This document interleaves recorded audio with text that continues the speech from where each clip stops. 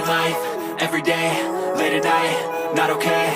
All I want, and I pray, all I need are some better days. Fuck me, I'm looking in the mirror, so foggy, but I've never seen clearer. I don't really think anyone can save me, and honestly I'm not really sure I want saving. I like to be my own worst enemy. There's no risk if you don't try at anything, so I'ma just keep buying everything. See you in the next life, have to be a better me. I don't think that my head's on straight, gotta flip it and grip it and go and get an x-ray.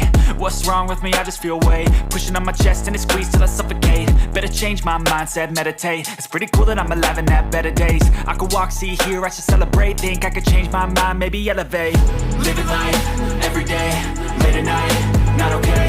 All I want, and I pray, all I need are some better days. Yeah, all I need are some better days. Cause all I want, and I pray, I believe in the better days. I'm kinda stuck between a rock and a hard place. Do I work hard or live at my pace? You're only young once, yeah that's all great, but I also want a future where I'm okay. Living life is doing lots of cocaine. Wait no, it's living with no shame. Wait no, it's sleeping in on Sundays. I guess it's